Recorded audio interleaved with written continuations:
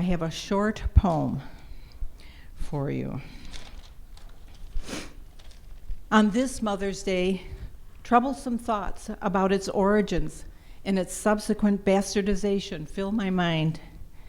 To debase, to move from a higher to a lower intention, from anti-war to epic consumerism, from a strong woman citizen, Julia Ward Howe in 1870, a statement and a day and a movement to mourn war's carnage and loss of sons and now daughters.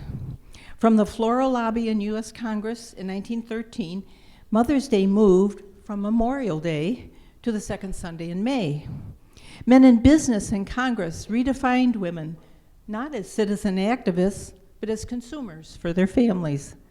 Newly emerging advertising industry induced Americans to honor their mothers by shopping. My troublesome thoughts emerge as questions. What values from our mothers allow our sons to kill others' sons and now daughters? Did we not learn about civility in the face of adversity, of enough when others are hungry and homeless? Did we not learn conflict resolution in our families? Is it not time to gather in protest of war and drones and consumerism for Mother's Day 2015? Is it not time in this 21st century, if we have time, for women to cease shopping to become activists of the 19th century? We are privileged to have well-known historian, author, and professor of UIC, Dr. Rima Lunin Schultz, tonight as our speaker. Rima's book, Women Building Chicago, is available at our book table. Marianne Johnson, president of the Chicago Area Women's History Council, is in charge of the book table, which you may purchase when we're all done. Dr. Schultz will make her presentation and conclude with questions from the audience. Debbie Preiser will bring the mic to questioners as they are called on. Again, welcome and enjoy. I hope you are as inspired as we are. Thank you.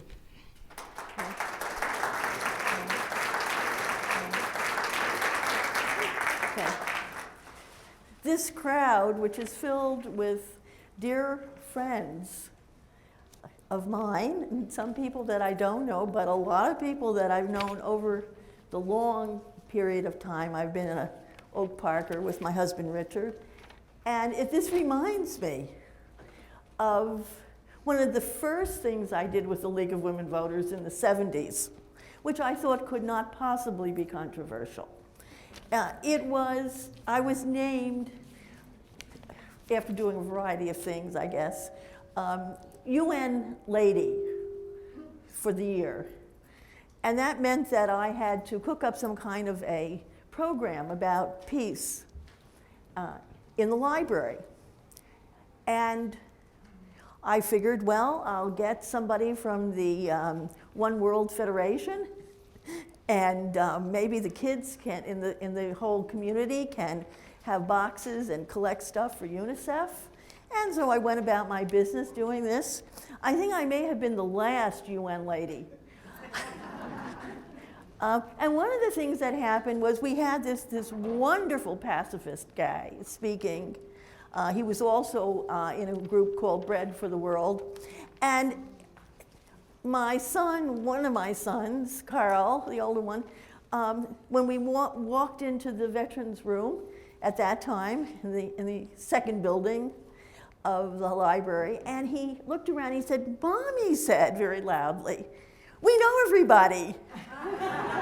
So here I am, I guess it's 30, 40 years later, and I have the same warm feeling, and I'm glad to be here. And to make matters even better, the Wednesday Journal has made my day by saying in the inside report, which tells everybody to come tonight, "Anti-war roots of Mother's Day, question mark?" We'll discuss that later if we want. But there are many origin stories of Mother's Day, And we are featuring one. We can talk about that also as we go on. Okay, let's first look at an iconic image of motherhood.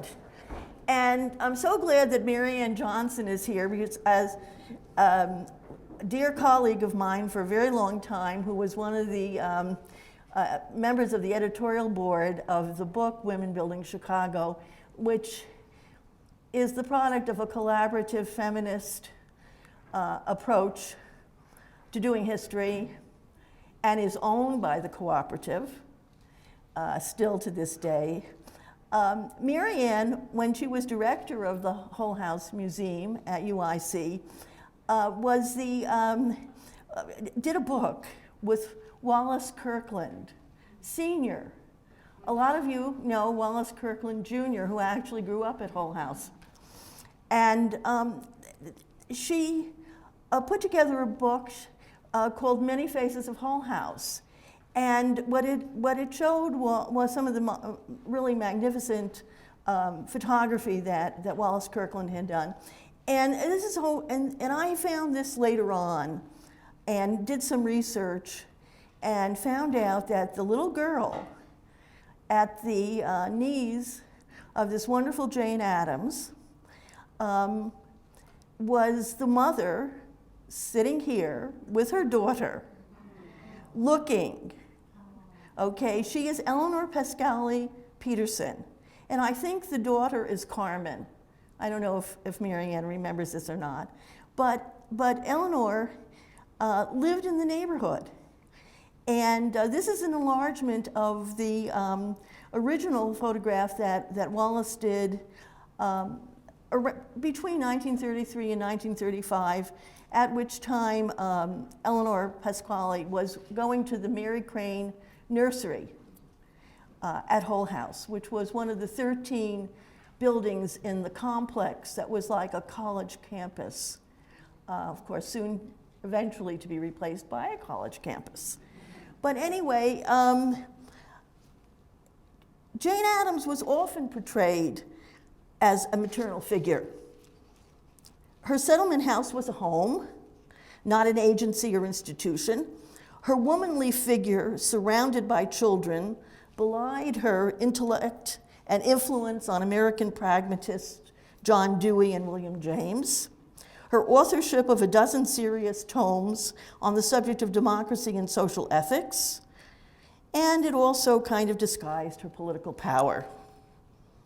Of course, Addams was complicit in maternalist image making.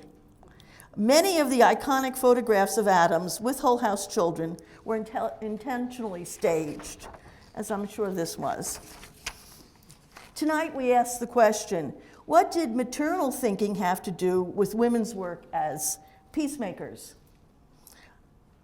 Historian Catherine Kish-Sklar has explained how women initially justified their entrance into public life with biologically based arguments about women's nature. One of the arguments was to clean up cities as they cleaned up their homes. And they coined, a word was coined, municipal housekeepers. Okay, Addams in 1895 was the quintessential municipal housekeeper. She was actually appointed a garbage inspector of the 19th Ward. That was where Hull House settlement was located. And this is one of the articles that tells everyone that Jane Addams undertakes to clean the 19th Ward. So that was one way that women became involved in municipal politics really from the ground up. And they did it, they were coasting on this idea that they were, mothers in charge. Another argument was to care about the needy as an extension of their nurturing of their own children. And some of the needy were these children who were not going to school and working. And Addams and this whole line of what we call social reformers or social justice feminists, that's the word, that's the kind of phrase I'm going to use, are seen pushing the superintendent of schools, who is pushing a reluctant little boy into the public school. And this says, otherwise he wouldn't go. And what I think is interesting about this is that in these articles and cartoons, as women begin to use maternalism for social justice advocacy and enter the political arena, maternalist arguments are themselves ridiculed to undermine the growing power of organized women's political activities. And of course, the argument that women are naturally more supportive of peace because they gave birth to life is frequently used. These are what we today call essentialist arguments, and they were designed actually to counteract the essentialist arguments already at work in the culture that limited and constrained women and mandated that they be excluded from public or civic life. Julia Howe, Jane Addams, and Eleanor Roosevelt emerged as leaders in defining new civic, political, and cultural roles for women. In the process, they redefined maternalism. All of them saw peace as an important women's issue. Okay, this is Julia Ward Howe, author, poet, woman suffrage leader. Her most famous work is a kind of battle hymn. It is in fact a battle hymn, the battle hymn of the Republic. You know, one of the many ironies. She's a much more complicated person than I even contemplated earlier, before I really began reading lots and lots of stuff, including her own writing. She probably comes closest of the three women I'm talking about this evening to offering us an essentialist argument for why women should be peacemakers. But if you delve deeper into her biography, we find that she also offers an important lesson from her initial experiences linking motherhood and peace. And it's a cautionary tale. That lesson, simply put, is that there is nothing automatic or natural about women and working for peace. Instead, women need to be organized, educated, even authorized, just like men, about social citizenship before any peace agenda can be made effective. Howe turned to organizing women in some two very important women's organizations, the American Association for the Advancement of Women and the General Federation of Women's Clubs. And she was also involved in key suffrage organizations at the state and national levels. Her generation of suffragists and feminist club women provided the foundation for the next generation of women activists. As Howe advanced in years, her efforts to promote women's organizations increased. Okay, this is one of my favorite photographs of Jane Addams. This was done by a very great woman photographer who lived in Chicago. Her name is Eva Watson Schutze.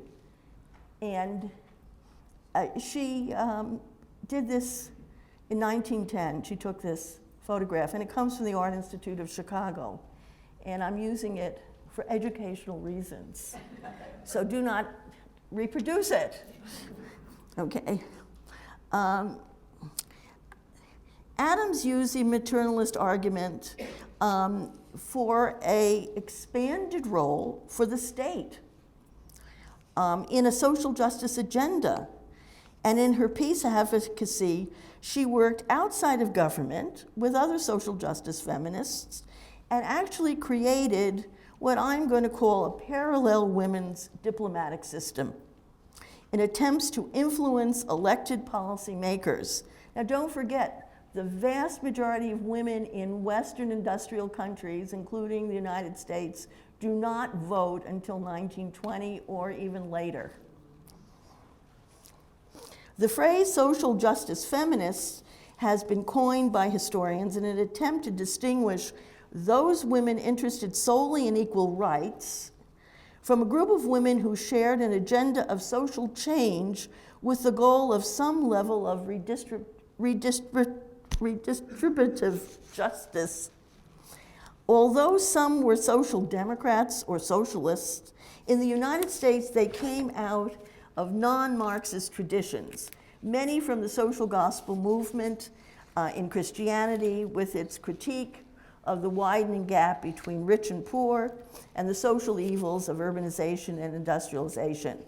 Social justice feminists advocated expanding the role of government and the mobilization of public opinion, especially through the organization of women, to regulate laissez-faire capitalism.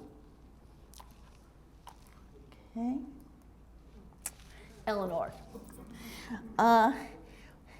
I've written the little caption tells us that at 15, she was sent away to the Almswood School outside London.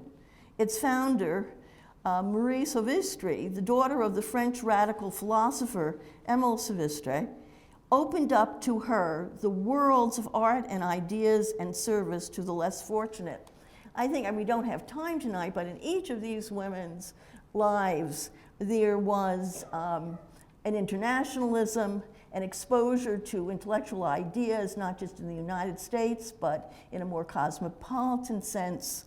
And this was very important because it dislodged the more conventional ways that people were talking about women and what they should do with their lives and all that stuff.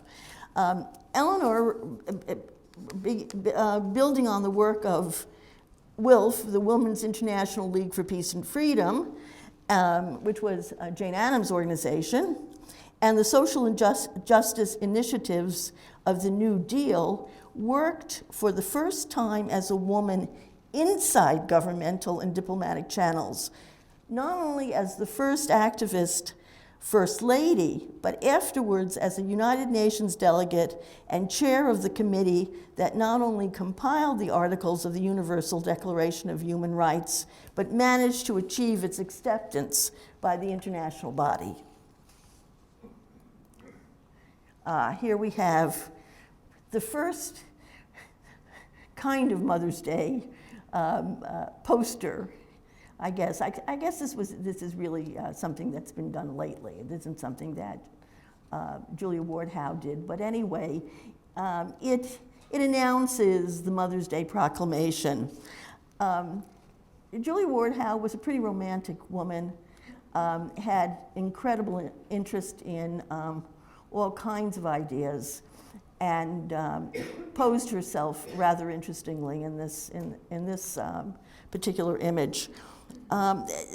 She began her almost unilateral one-woman anti-war crusade by issuing this proclamation in 1870, which was an impassioned appeal to womanhood to rise against war. Underneath her public image as the author of the Battle Hymn of the Republic and other writings, she was a woman sorely frustrated with the restrictions placed on her sex. Historians and literary critics are only lately unearthing manuscripts among her papers that show Howe to have been a radical thinker on many topics, including sexual identity, marriage, and the role of women in society. The daughter of a wealthy New York family, she had traveled before her marriage. She had gobbled up French novels secretly. And they were supplied by her brother, especially those by George Sand. And I understand Elizabeth Berg has written a novel about George Sand. Okay, we're going to hear more about that then. And of course, George Sand was the female novelist who wore male attire and flaunted her independence, transgressing cultural mores. Torn, however, between conflicting visions of womanhood, Julia Ward Howe later confessed, "During the first two-thirds of my life, I looked to the masculine ideal of character as the only true one." Okay. This is just another view of that image.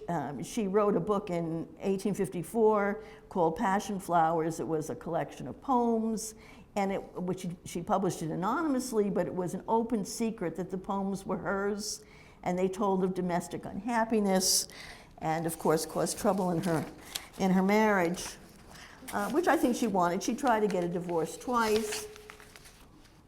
Okay. Her marriage to Dr. Samuel Gridley Howe turned out badly and severely hampered her literary career and restricted her involvement in civic and reform endeavors. And he's a very interesting person. I mean, he was 18 years older than she was. He was, at the time she met him in Boston, he was really very flamboyant and exciting person who had been in the Greek War of Independence, which in a way, I guess for that generation was like going to Spain in 1936 for a later generation. And he served as a soldier and a doctor. And he became the director of the Perkins Institution for the Blind. And he was a pioneer in developing ways to educate profoundly disabled people. And he worked, his famous case was the Laura Bridgman case, which became an outstanding example of what could be done. So he was kind of the toast of reform society in New England. And yet he had a lot of misgivings about allowing Julia Ward Howe to leave the house, and they had 6 children. Julia Howe's awakening to the cause, I don't want to privilege him this much, so I want to go back to an earlier slide, if you don't mind, just so, because I'm not going to show you another slide for a while, okay? And that'll take him away, because he's really not that important, okay? I mean, I'm sorry, gentlemen who are here, but he really, not for what our story is, okay? Julia Howe's awakening to the cause of women's rights predated her anti-war proclamation and began during the American Civil War at a time of profound change in American society, as women, through their benevolent activities, began to enlarge their sphere of activities in the world. Women were called to be nurses and manage field hospitals, to raise money for the war, to manage farms and businesses for absent menfolk, and in the aftermath, to take up the cause of widows and orphans and the education of ex-slaves. There were so many school teachers and just charitable women from the North went to the South during Reconstruction and were part of the freedmen schools that were set up. Many benevolent and activist post-Civil War women had been transformed by these experiences, and in their newly organized women's club and self-help associations, the earliest feminist ideas were formulated. And this is what Julia said about it. The women of the North had greatly helped to open the door, which admitted ex-male slaves to freedom, and it safeguarded the ballot. Was this door to be shut in woman's face? Her husband, along with the Northern white men who ran Congress and controlled politics, rejected women's pleas for voting rights at the time of the constitutional amendments that gave citizenship and voting rights to ex-slaves who were men. Even before her husband's death in 1876, Julia Ward Howe helped found several suffrage clubs in New England and worked with Lucy Stone.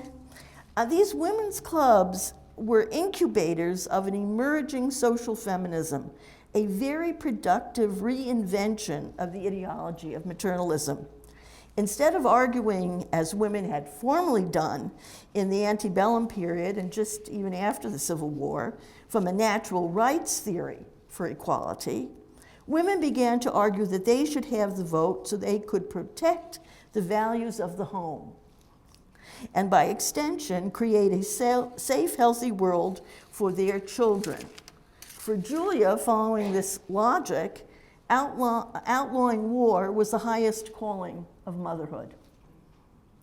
After writing her anti-war proclamation, she translated it into several languages and distributed it widely.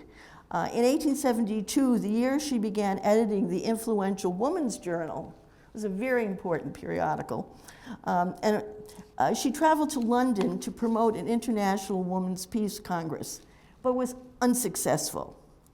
Back in Boston, she initiated a Mother's Peace Day observance on the second Sunday in June and held annual meetings for a number of years, but the movement she had hoped to generate never took hold. In the short run, what Julia Howe had learned, to her great disappointment, was that the masses of women were ill-prepared to take on their so-called natural anti-war role. Frustrated, she abandoned this work and turned instead to focusing entirely on preparing women for greater public service. I could not help seeing that many steps were to be taken before one could hope to effect any efficient combination among women. So I came to devote my time and strength to the promotion of the women's clubs, which are doing so much to constitute a working and united womanhood. And by the way, the early years of the League of Women Voters were predicated on a very similar kind of an argument, because the National American Women's Suffrage Association, the great national united front to obtain the vote, becomes the League of Women Voters. And then citizenship education becomes a very important aspect of the League. And of course, to this day, study groups, consensus, and self-education before taking positions on policy continues to be the order of the day. By 1913, 3 years after Julia Ward Howe's death, her original annual June Mother's Day against war had become, by an act of Congress, the conventional Mother's Day, held on the second Sunday in May, and completely disassociated from its original intent. The work of the next generation of social reformers and women's rights activists, the Jane Addams generation, overlapped and benefited from the foundational work of Howe and others like her. Instead of talking about motherhood, Jane Addams identified the nurturing instinct in human evolution as the central factor in the progress of society toward humanitarianism and in the rejection of militarism.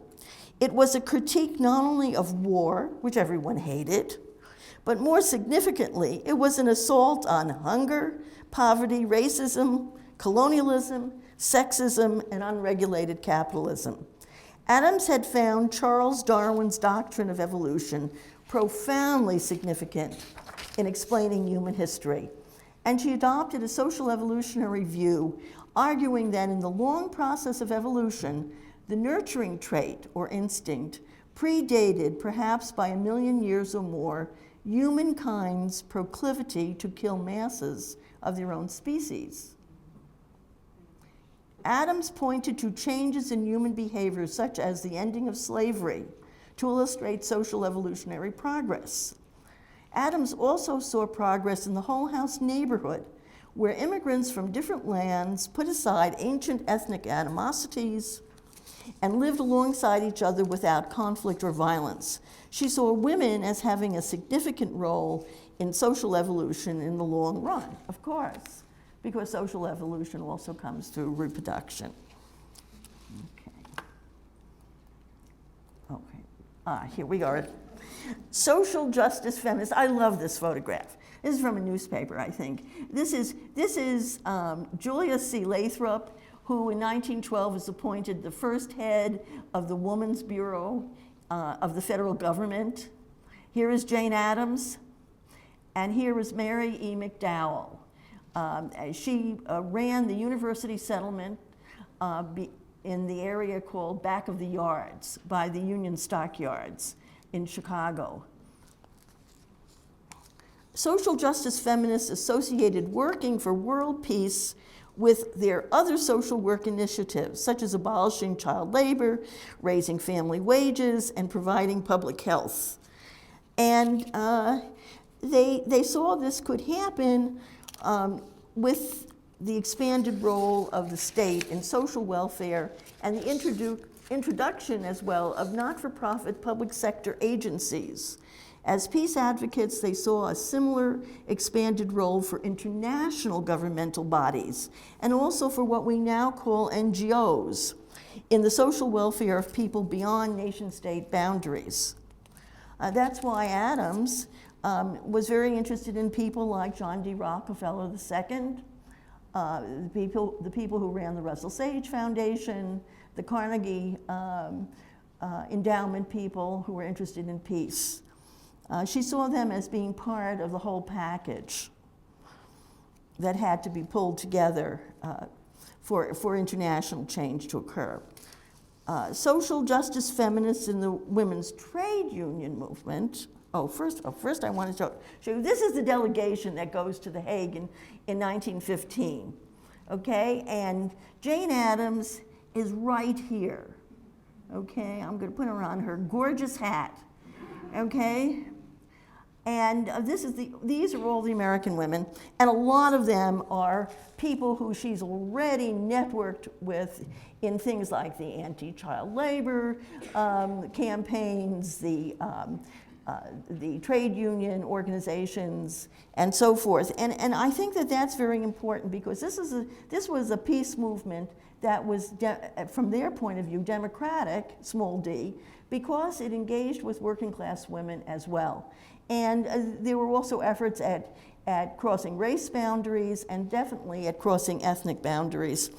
The social justice feminists linked labor union organizing with maternalist values. Now, they had a magazine called Life and Labor, and the Women's Trade Union League endorsed the International Peace Congress at The Hague in 1915. And this is this is one of the pictures that you see over and over again of the American delegation going. Now, this is the motto of the Women's Trade Union League. It's their little seal, and I think it really says it all. The 8-hour day, a living wage to guard the home. Around the same time as Jane Addams was advancing the cause of peace and social justice at The Hague, co-founder of Hull House, Ellen Gates Starr, was being booked at the Chicago police station for disorderly conduct on the picket line that she was walking with striking waitresses. She was with Jane Addams, co-founder of Hull House. And this identification and interest in standing up for the rights, especially of women, but of workers all across, was very important in this movement. And I want to just tell you very, very quickly what some of the resolutions were at The Hague that these women, this was an international group of women, which included women from both the belligerent, the people who were involved in the war already by 1915, and the neutrals. Okay? So they said that there should be no territory, if there was going to be a peace settlement, there should be no territory transferred without the consent of the men and women in it, and no acceptance of colonialism, that the neutral countries should immediately begin to offer steps, right while the war was going on, to develop mediation. Well, Jane Addams felt that instead of waiting for the big bully to win and then deal with the aftermath, that there should be mediation and arbitration talks going on continuously among the belligerents, and that the neutral nations should be in this position. And in fact, she really lobbied Woodrow Wilson extensively and did it with all the might of the organized women's movement that she could muster to get him to stay neutral, a large part because she thought the United States could then have a much better role in creating a just peace. She talked about, the Hague document that they put forward talked about respect for nationality, autonomy, and a democratic parliament should not be refused to any people who wanted it. Government should enter into arbitration and conciliation. There should be democratic control of foreign policy and no secret treaties. And then, totally turning maternalism on its head, she argued that the combined influence of the women of all countries is one of the strongest forces for the prevention of war. And what the Congress of Women in 1915 demanded was immediately that women in all the countries be given the political franchise, be able to vote. From The Hague, social feminists began to organize the Women's International League for Peace and Freedom. And this organization, WILF, accomplished something radical and dangerous to the status quo by defining peace as the achievement of social justice goals globally. They also had redefined maternalist arguments. Not only did WILF move beyond the mothers' congresses initiated by Julia Ward Howe and other early peace societies in scope and substance, but WILF created a noticeably different peace movement from the older male-dominated peace societies in its expansion of the agenda to issues of human rights and social welfare. So I guess today, thinking about things, it's an understatement to say that peacemaking is an uphill battle. And this is what, in 1922, when Jane Addams published one of her books on this period where she discusses what happened in 1915, 1916, and so forth, she says, the belief that a woman is against war simply because she is a woman and not a man cannot, of course, be substantiated. In every country, there are women who believe that war is inevitable and righteous. Between 1915 and 1919, the events of World War I were devastating to the progress women and men in social justice reform movements had accomplished. The energy mustered by Jane Addams and her allies on the one hand reflected the incredible organizational strength of women's groups worldwide. This organizational infrastructure had been possible in part because of the unity derived in support of suffrage. Had Julia Ward Howe lived an even longer life, she might have expected this powerful network to embrace the League of Nations and join Jane Addams in her efforts to feed the German children, as well as the Allies. This did not happen in the United States. Instead, Congress rejected American membership in the League of Nations. Addams was severely criticized for her League support and her post-war efforts in Germany, and vilified for her criticism of what she believed to be a draconian peace at Versailles, which she predicted would lead to the next war. But let's face it, even today, there is resistance among conservative men and women to the United Nations, to paying our fair share, and even to such seemingly non-controversial initiatives as the World Health Organization and UNICEF. Beneath the surface, the women's movement in the US by 1920 was falling apart. WILF represented the social justice feminists to a large extent, so did the League of Women Voters, the organization which I explained was the direct descendant of the suffrage movement. Built on a redefinition of maternalist ideology, Addams and her allies associated work for world peace with their other social work initiatives. The internal struggles among women over the ERA, the Equal Rights Amendment, in its first iteration. Okay, this was in the teens. Okay, not to be confused with the alignments of feminists in the 1970s. I'll have to come back, that's a whole other story. These were manifest in the fight for control of women's organizations. In addition, the shift toward political conservatism in the United States, and because liberty and social justice don't always come together. Working for equality does not mean you're working for social justice. And this is what I really mean by this reinvention of maternalism being among women who really saw themselves as social justice feminists. Okay. There was a growth in the isolationist flank in the US, Congress, as well as the passage of restrictions against immigration that fixed a quota system against so-called inferior groups. This was an indication of the rise of ultranationalists, the rise of fascism, the rise of racism and anti-Semitism. The 1920s are often depicted as a happy, liberating time. These were the years of increased enrollments, I want to remind you, in the KKK, in the Midwest. Its biggest organizations were in Indiana, as well as in the South. Race riots in the North, from Springfield, Illinois, to Chicago, Illinois, to Detroit, and lynchings in the South. Many women's clubs became preoccupied with patriotism and Americanism.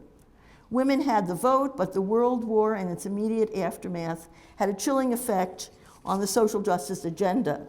And I'm wrapping up, so don't worry, we're not going to be here forever.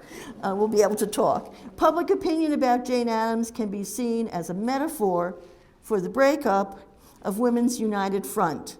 In July 1915, Addams arrived in New York after a 3-month tour of the capitals of the warring nations, and this made national news,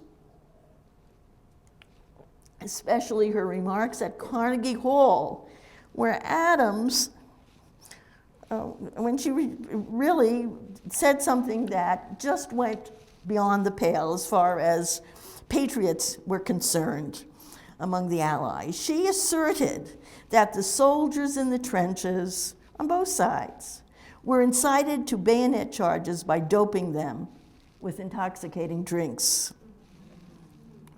Okay, that was very strong. Here she is. She comes back to Chicago, I think by train, and here she's in a cab, and she's going to go to the Auditorium Theater in Chicago, where she's going to make another big speech. And she becomes overnight, the St. Jane became the most dangerous woman in the United States.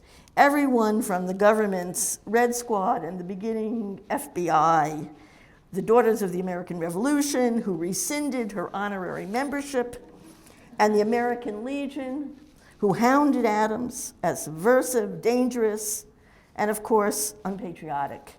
She was stunned by the hatred shown her.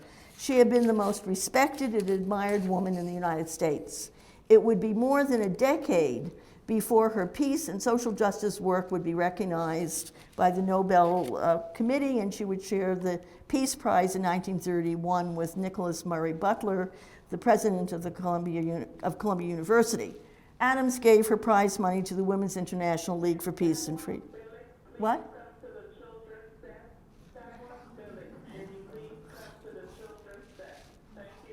I'm glad it's about children.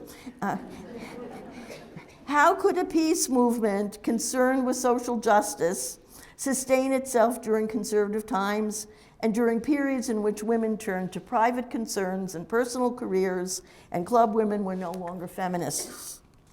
I have not said anything about Eleanor Roosevelt, except a little bit, saving her for last.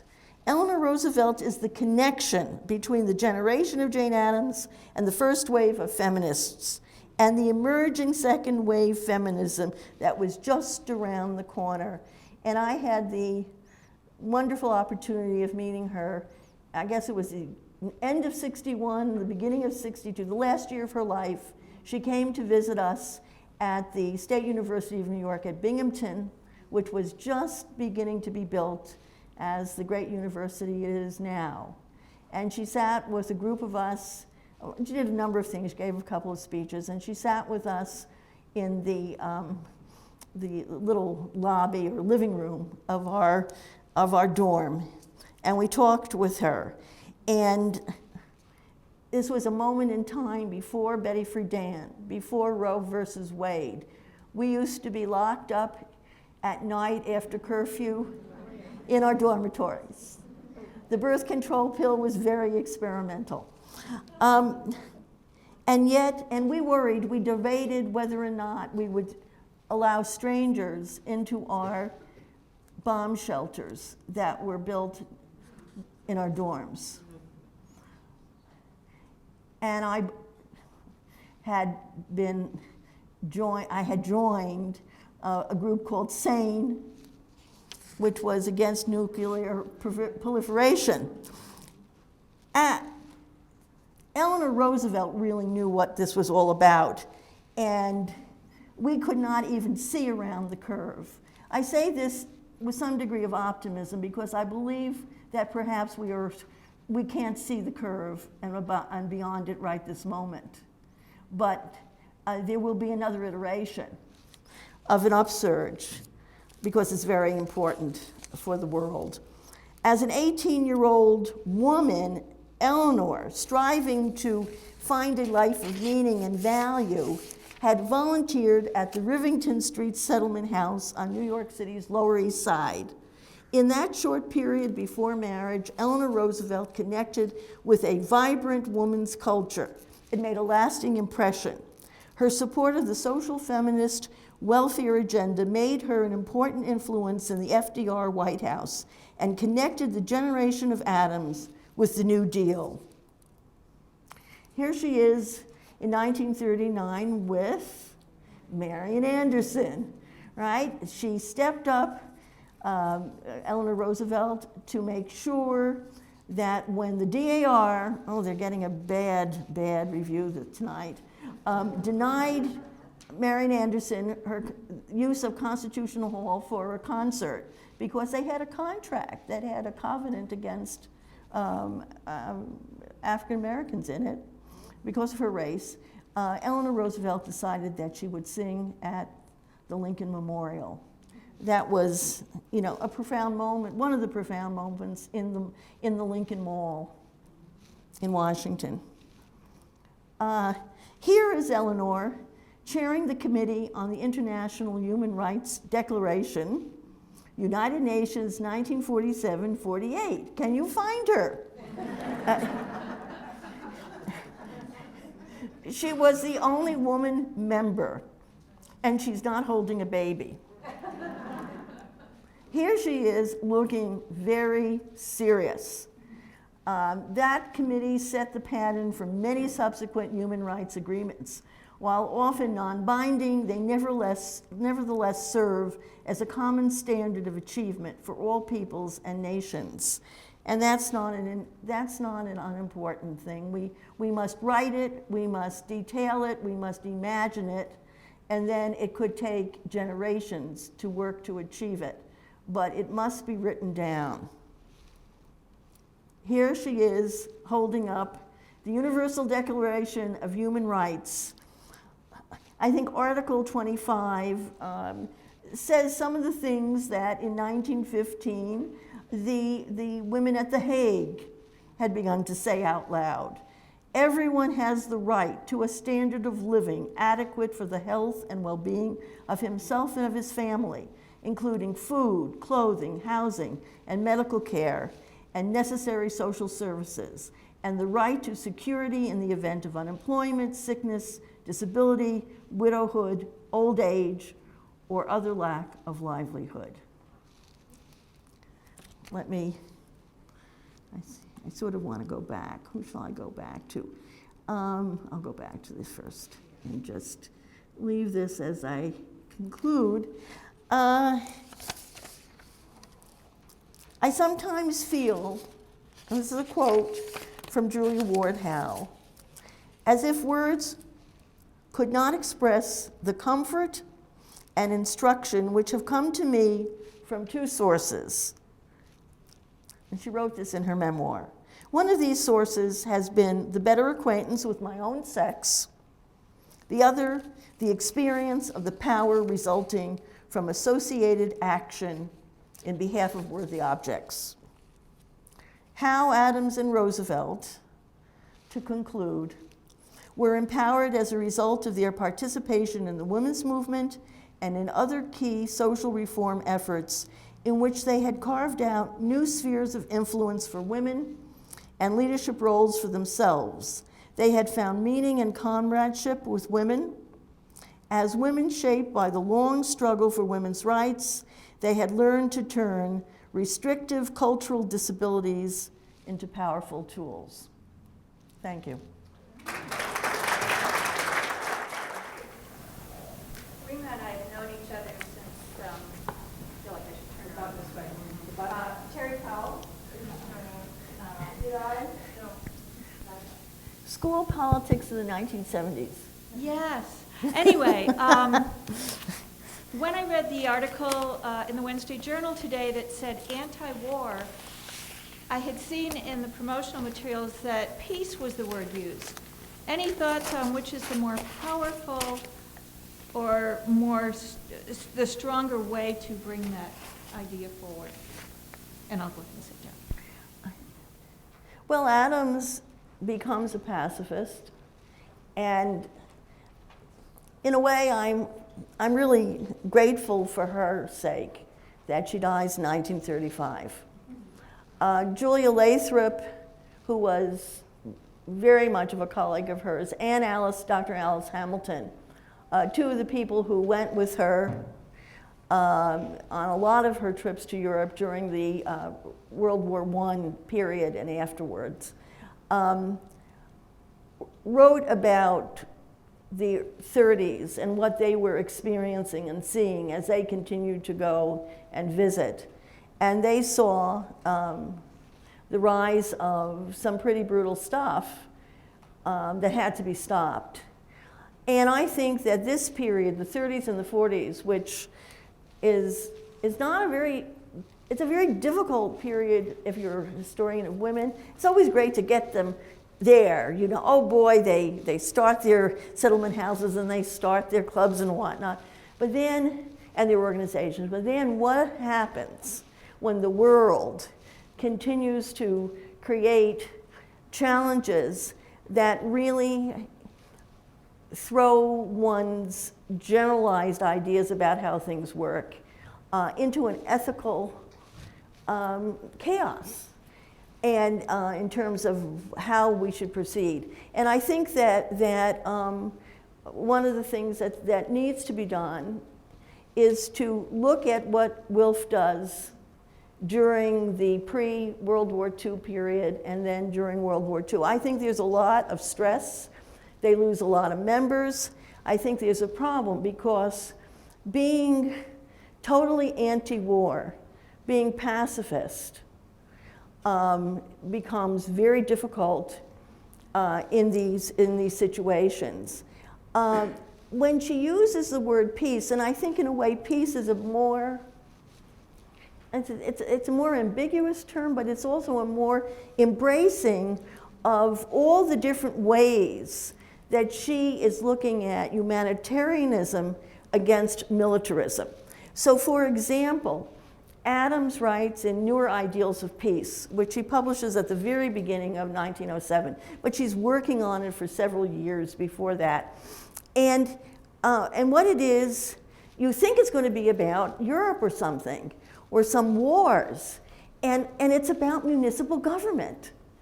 And so she would get right in to this business of what the police are doing and how she saw the police as she had this, there were a lot of anthropological and social evolutionary theories that were very prevalent at the late 19th century that she kind of absorbed and was interested in.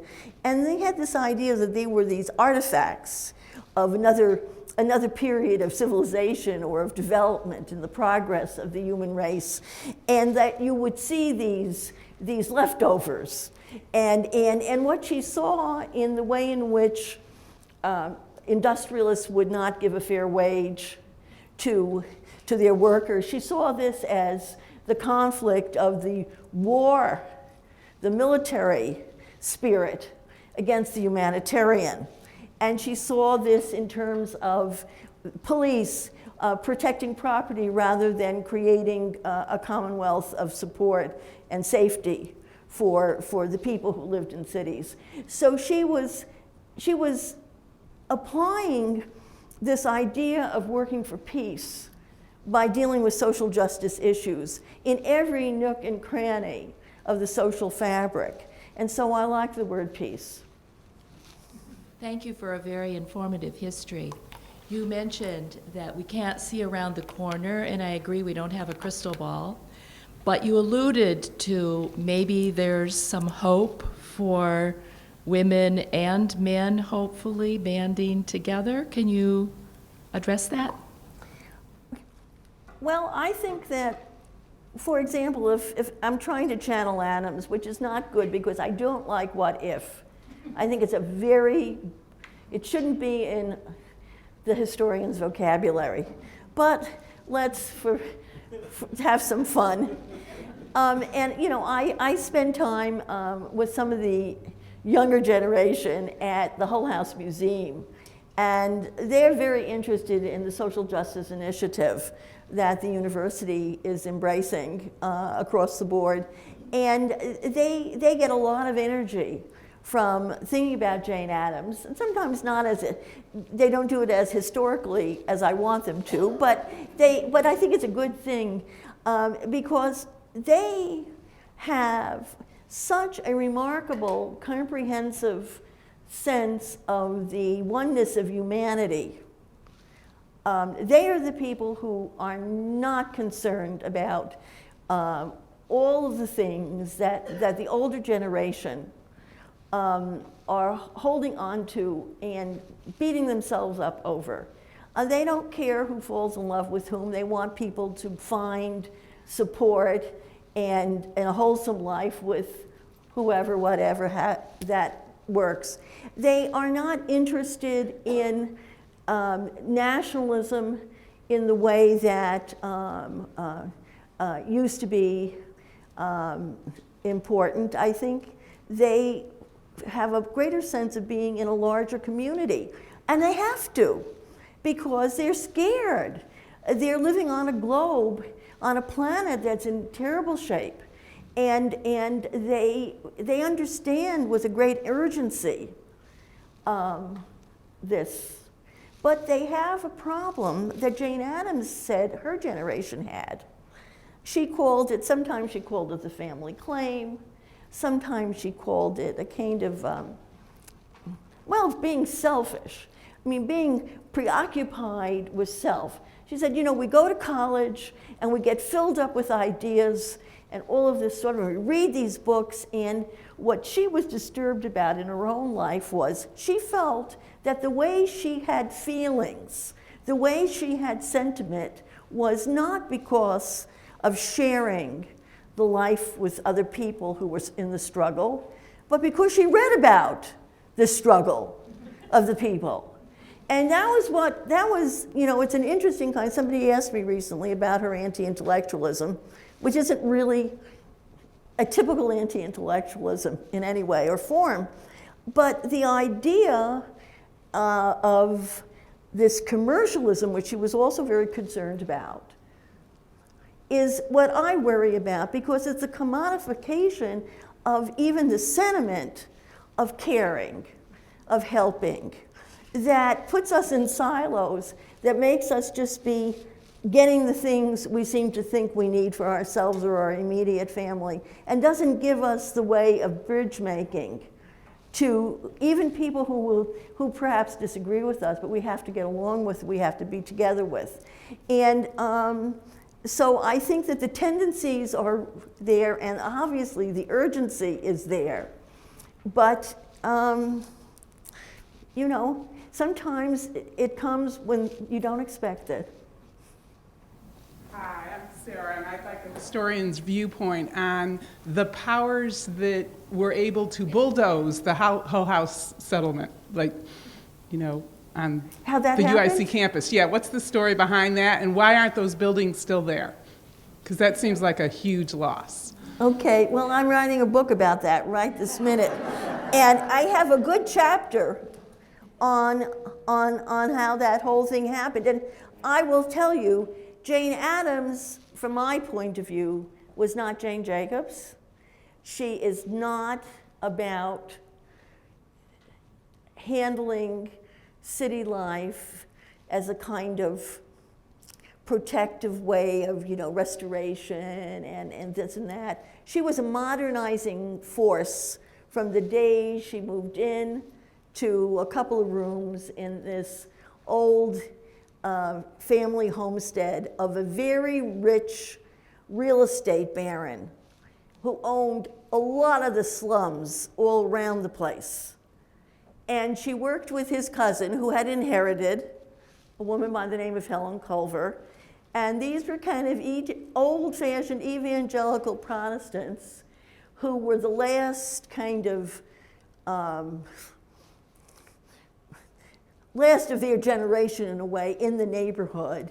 A neighborhood which was, and Addams will not tell you this in any of her writings, but I'm going to tell you, the biggest Irish Catholic parish in the United States and maybe in the world.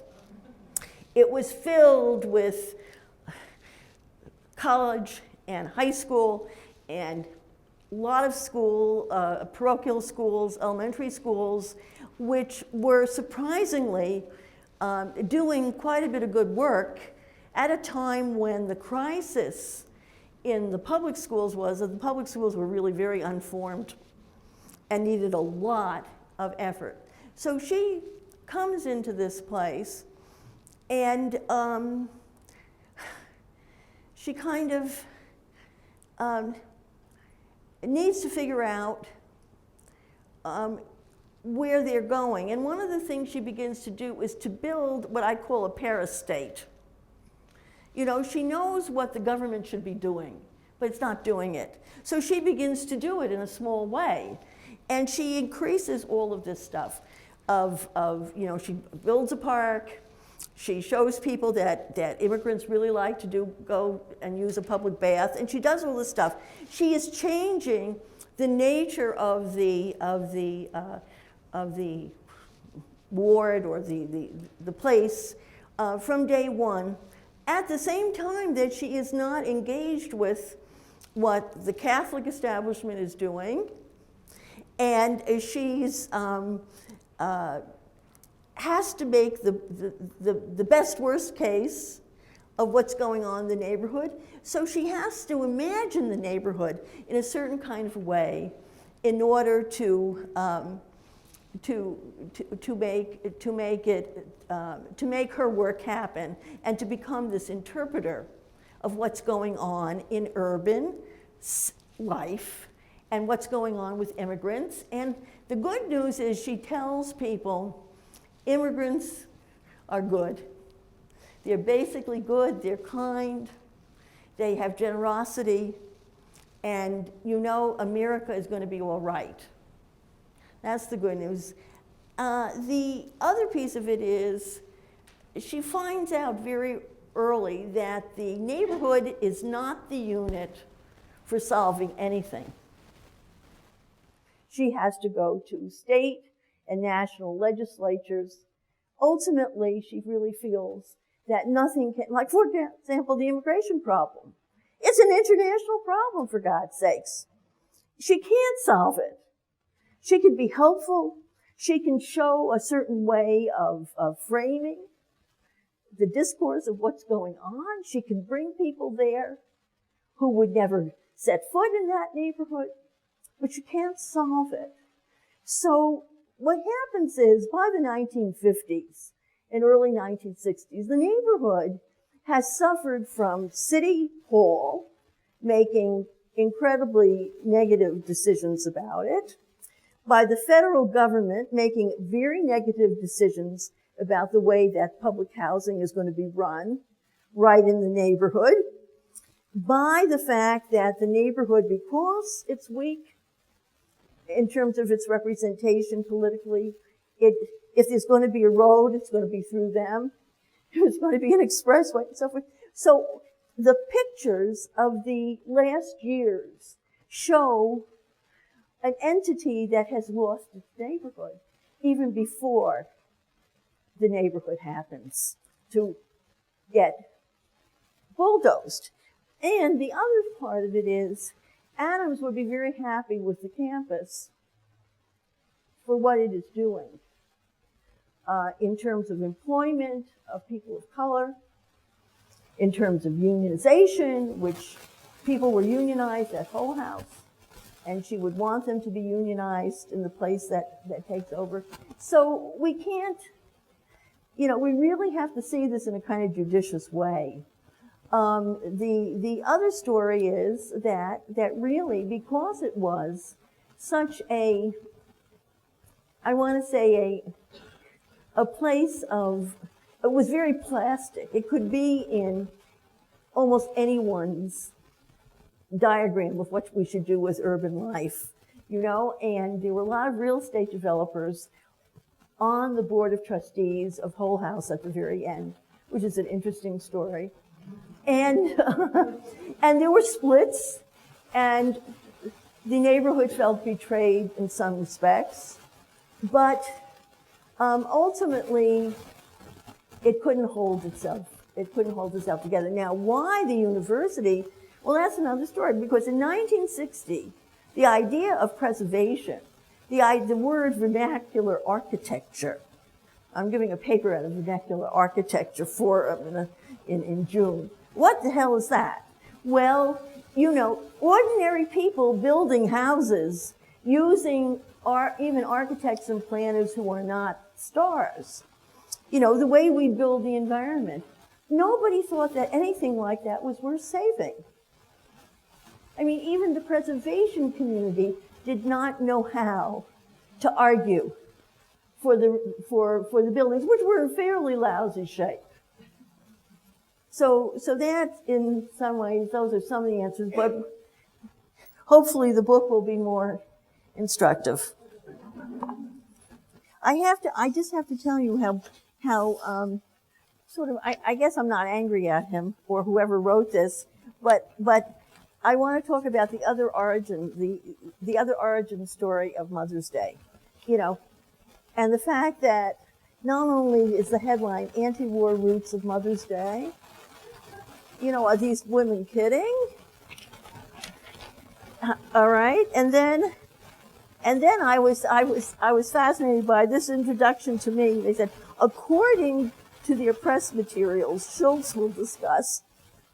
Well, I don't know. I really did I gave a description of what I was really going to say, and I said it. And Mary Rose simply communicated with me. But I think it points to something else. It's a lack. We are discomforted by a lot of this stuff. And the thing about Julia Ward Howe, who's a really very, very deep and interesting woman, she's really something. But there was another story, and the other story is about a woman who, now why can't I remember her? I just dropped her name. She came from West Virginia, and she had an idea for Mother's Day. She never had children either, but her mother had been very important to her. And her mother, who was a kind of hill woman in West Virginia, had started a Mother's Day as a kind of an intimate thing to thank mothers who were struggling economically. So in a sense, it has a lot of the similar kinds of roots. So this woman begins to think about it. In 1908, she has this big campaign where she gets thousands of people to send carnations to their mothers and to send petitions to Congress, and she wants a new Mother's Day. So she gets a Mother's Day. But it all of a sudden turns into something so commercial that she can't bear it. And she ends up, at the end of her life, having a nervous breakdown and being admitted to an institution, a mental institution, and dying there. So I mean, I think that this is very interesting. That we know at least two. Now, maybe they're apocryphal, but here are two origin stories where women wanted to make the connection between nurturing and social progress. And collective and I think collaborative, collective nurturing, and even with, because Addams doesn't necessarily say it's only women, and she of course worked with men all the time, and there were male residents and married people living at Hull House all the time from the very beginning. So this discomfort with putting something so patriotic or part of a kind of a way we want to look at roles in society, and putting it with social progress really being equated not with technology, not with money, but with making things better for other human beings, we are still uncomfortable with as a society.